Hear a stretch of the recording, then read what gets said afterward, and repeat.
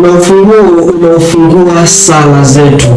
Kuna ufunguo unaofungua kila aina ya sala au maombi yetu, na ufunguo huu ni huu, ndugu yangu, yaani unaposema Baba yetu uliye mbinguni, unafungua sala yako, unafungua kila aina ya maombi yako. Ndugu zangu wapendwa, wakati Yesu alipoulizwa na wanafunzi wake, Bwana, tusalije? Tufanye nini wakati wa sala? Lakini Yesu hakuwajibu kwa maneno mengi, bali alitoa maneno machache na yenye mwongozo sahihi. Akasema, mnaposali semeni, Baba yetu uliye mbinguni, jina lako litukuzwe, na ufalme wako ufike, utakalo lifanyike duniani kama mbinguni.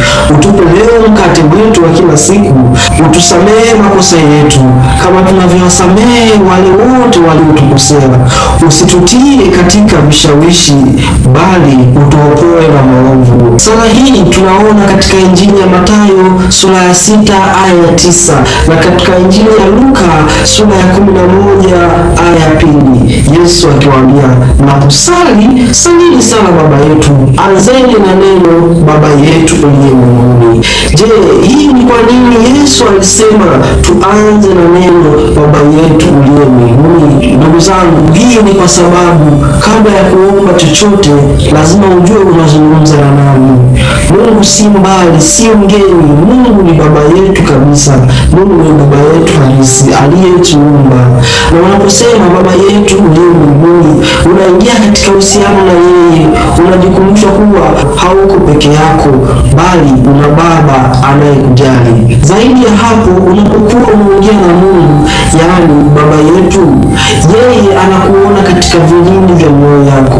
Hivyo basi unapaswa kuwa na moyo thabiti, sio maneno tu, maana Mungu huangalia moyo, kama ilivyoandikwa katika Samueli sura ya 16 aya ya 7.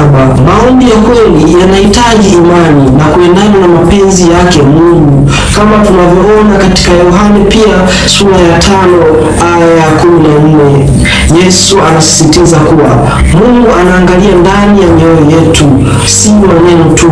Na hata Yesu Kristo mwenyewe alisema, si mapenzi yangu bali mapenzi yako yatimizwe, katika Injili ya Luka aya ya 22. Hivyo ndugu yangu, usianze na shida zako, anza na Baba yetu.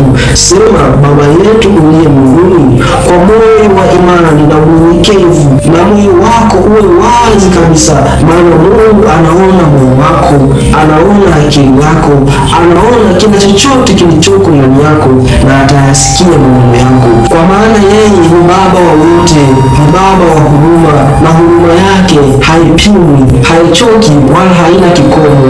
Na unapomwita Baba, Baba yetu uliye mbinguni, unamwita yule anayekusikia, anayekusamehe na anayekupenda bila mwisho, anayekupenda kwa dhati. Amina.